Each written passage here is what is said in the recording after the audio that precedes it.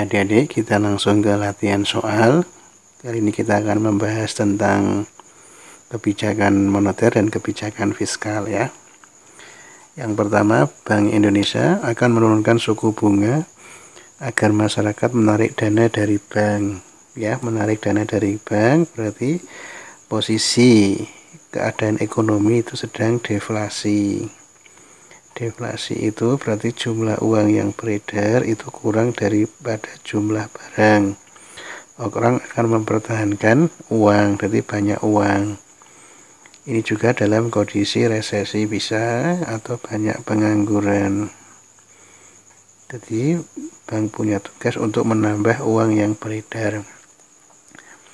Ingat, kalau menambah uang yang beredar ya, yang berkaitan sama moneter ya, pasti kebijakan moneter. Nah, tinggal kontraktif apa ekspansif ya. Diingat-ingat ya, kemarin di teori sudah disampaikan ada istilah MKI ya, moneter kontraktif itu keadaan inflasi. Berarti kalau keadaan deflasi pasti moneter ekspansif deflasi. Moneter ekspansif deflasi. Jawabannya moneter ekspansif.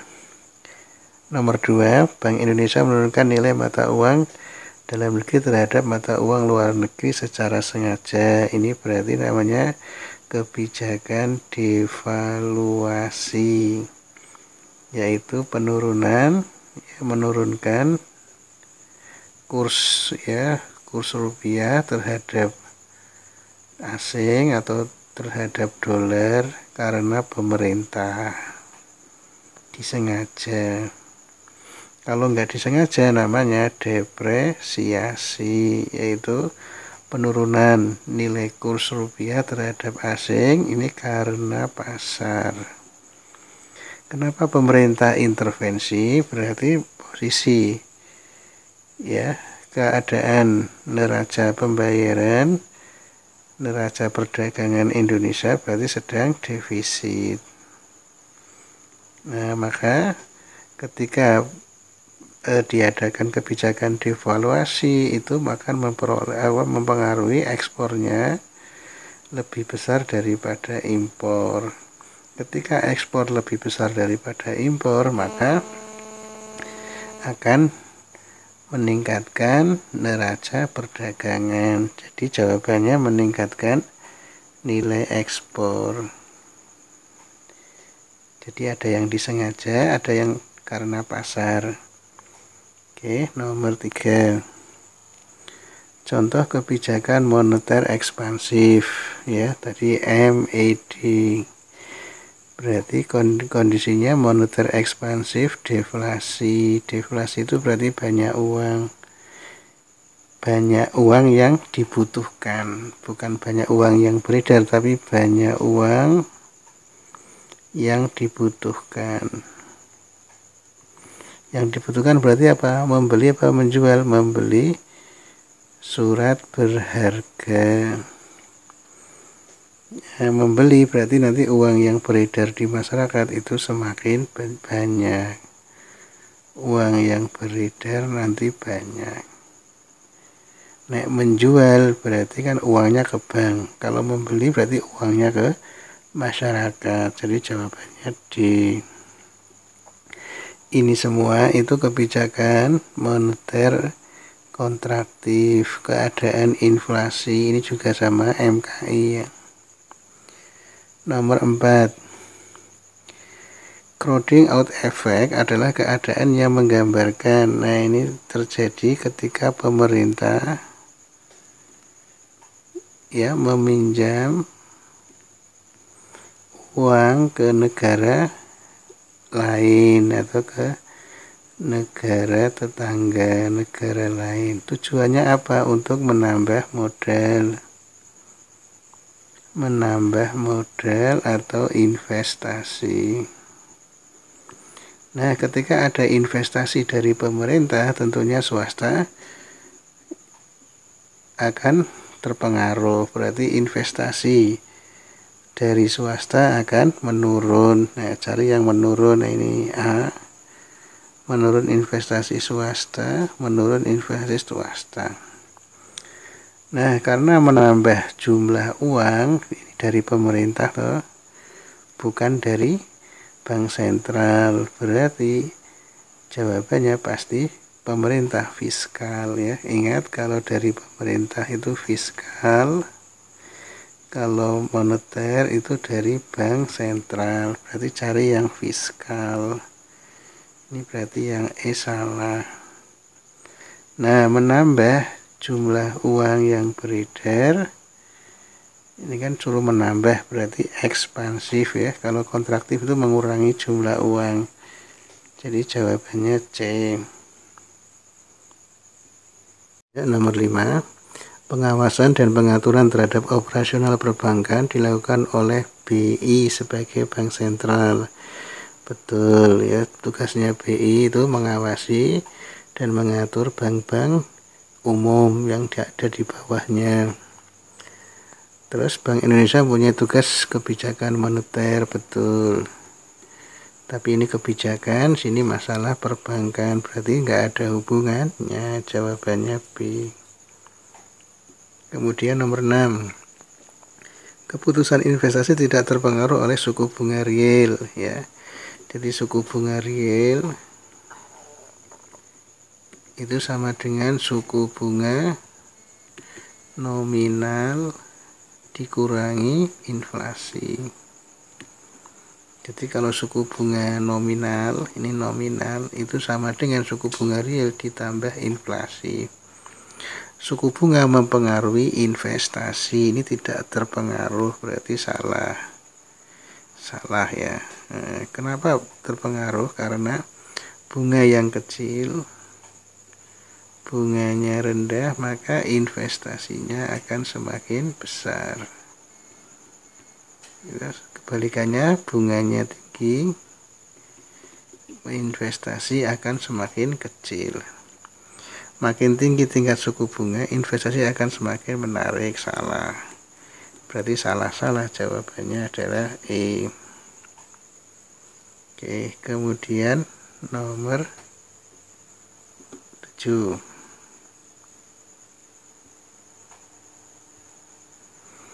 Dalam usaha untuk turut mengurangi jumlah uang yang beredar, ini berarti posisinya ini keadaan inflasi. Pemerintah mengurangi pengeluaran usaha. Nah, ini ada kata-kata pemerintah ya, bukan Bank Indonesia. Berarti kebijakannya pasti fiskal ya. Jawabannya D.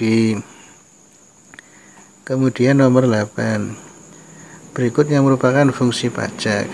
Ya, ingat kalau 1, 2, 3 jawabannya A, nek 1 betul langsung cek nomor 4. Nek 4 betul jawabannya E ya, 1 betul, 4 betul. Fungsi pajak yang pertama budgeting, budgeter yaitu anggaran, betul. Untuk penganggaran APBN. Cek nomor 4 regulasi sebagai pengaturan, betul. Ya, jawabannya 1, 4 betul, jawabannya pasti E. Kemudian nomor 9. Pengawasan dan pengaturan terhadap operasional perbankan dilakukan oleh BI sebagai bank sentral, betul. Bank Indonesia punya tugas membuat kebijakan moneter, betul. Ya, tapi nggak ada hubungannya. Jawabannya adalah B. Kemudian nomor 10. Pada tahun 1959, pemerintah mengalami krisis yang tinggi, di mana jumlah uang yang beredar sangat banyak. Ini berarti posisi inflasi. Jumlah barang yang tersedia, kebijakan moneter yang diambil pemerintah, keadaan inflasi, kebijakan moneter, ya berarti Pak Kadis. P-nya pasar terbuka atau penjualan surat-surat berharga, K-nya cash ratio, disnya diskonto. Diskonto itu perubahan suku bunga, berarti suku bunga bank dinaikkan. Cari yang suku bunga itu, jawabannya D. Oke, nomor 11. Untuk mengatasi masalah tingkat inflasi yang tinggi, Bank Sentral menjual surat berharga atau sertifikat Bank Indonesia. Dampak dari kebijakan yang diambil oleh Bank Sentral. Nah, Bank Sentral menjual surat berharga, maka akan mengurangi jumlah uang yang beredar. Cari yang jumlah uang yang semakin berkurang ya. Karena menjual surat berharga, menjual kepada masyarakat. Nah, masyarakatnya akan mengurangi uang yang beredar karena membeli surat berharga. Nomor 12, dalam rangka menjaga kestabilan arus uang, arus barang perekonomian, Bank Sentral bisa melakukan penjualan pembelian surat berharga di Bursa Efek. Kebijakan Bank Sentral adalah ini menjual surat berharga, namanya kebijakan pasar terbuka. Pasar terbuka. Jadi jawabannya adalah A. Kredit selektif itu tick money ya. Tick money yaitu uang susah atau susah kredit. Nah, nanti lawannya adalah easy money. Easy money itu boleh kredit secara gampang ya. Kadang DP sampai 0. Ada cash ratio yaitu cadangan kas atau disingkat dengan giro wajib minimum GWM. Diskonto berarti perubahan suku bunga. Ketika inflasi maka suku bunga dinaikkan. Ini keadaan inflasi. Politik sandering itu pemotongan uang ya, pemotongan uang. Maksudnya uangnya bukan dipotong, tapi maksudnya misalkan Rp 10.000 dipotong 3 angka menjadi Rp 1.000, tapi nilainya tetap 10.000. Ya, namanya politik sandering. Oke.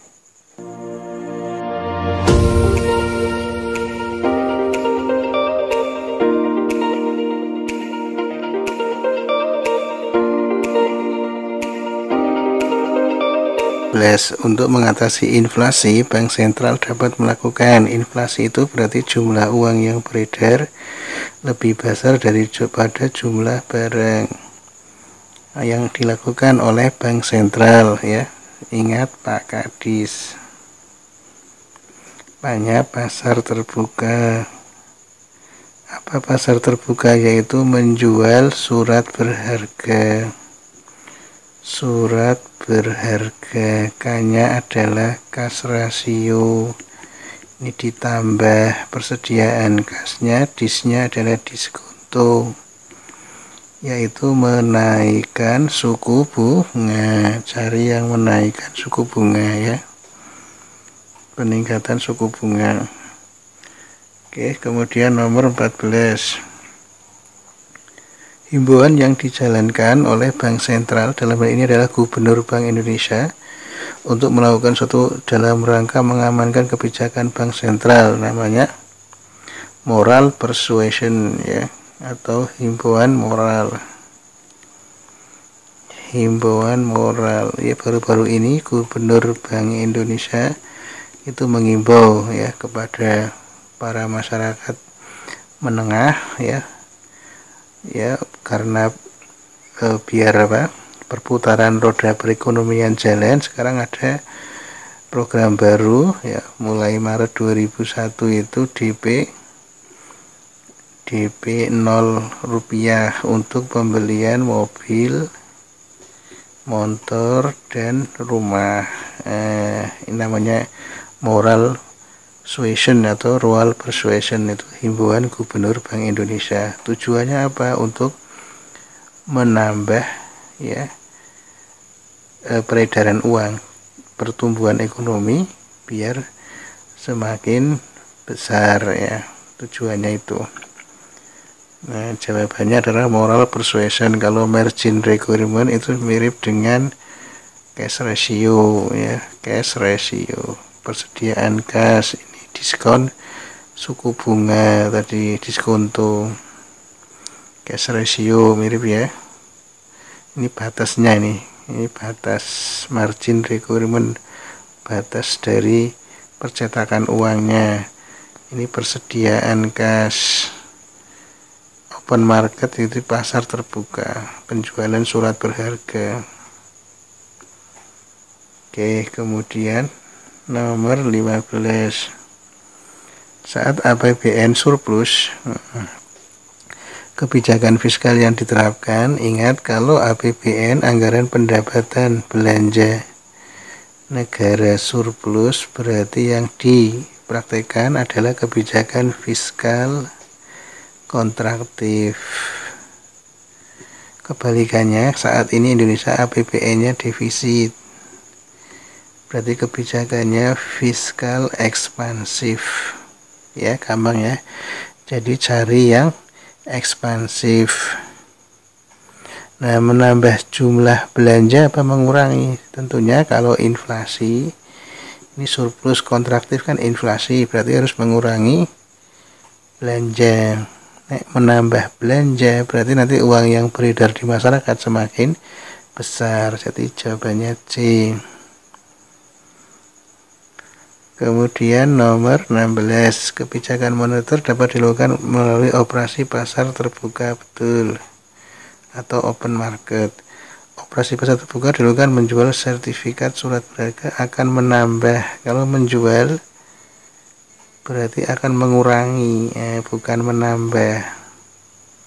Akan mengurangi jumlah uang yang beredar, berarti salah. Betul salah, jawabannya C. Kemudian nomor 17. Kebijakan moneter adalah kebijakan otoritas moneter untuk mengendalikan jumlah uang yang beredar, betul. Jumlah uang yang beredar merupakan penyebab meningkatnya inflasi dari sisi penawaran, betul. Nah, ini ada hubungannya enggak? Oh, enggak ada ya. Ini kebijakan, ini jumlah uang. Jawabannya B. Nomor 18. Kebijakan moneter uang ketat. Nah, ini berarti posisinya inflasi. Dapat dilakukan dengan cara menaikkan cash ratio, betul. Kebijakan moneter ekspansif akan sangat efektif dilakukan apabila di pasar mengalami penurunan investasi. Kebijakan moneter ekspansif, kalau ini berarti moneter kontraktif. Nah, penurunan investasi berarti perbanyak uang yang beredar. Kebijakan moneter ekspansif berarti kan ini posisinya deflasi. Akan sangat efektif dilakukan apabila di pasar barang mengalami penurunan investasi. Kalau penurunan investasi, ini kan berarti jumlah uangnya lebih sedikit daripada jumlah barang. Harusnya kebijakan moneter sangat efektif dilakukan apabila sedang nurun investasi. Berarti kan jumlah uang yang beredar ini banyak. Menurunkan investasi. Oh iya.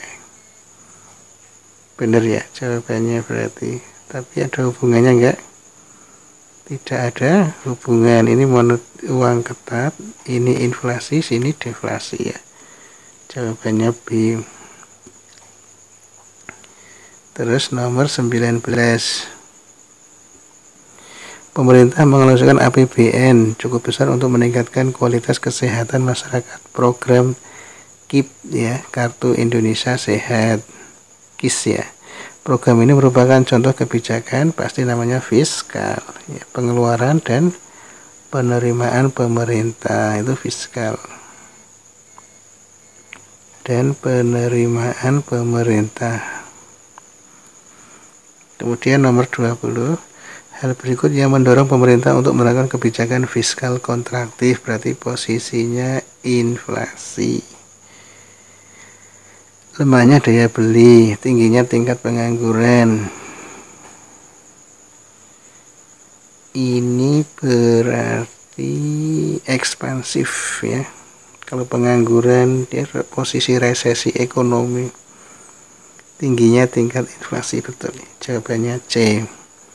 Itu adik, mudah-mudahan bermanfaat. Terima kasih.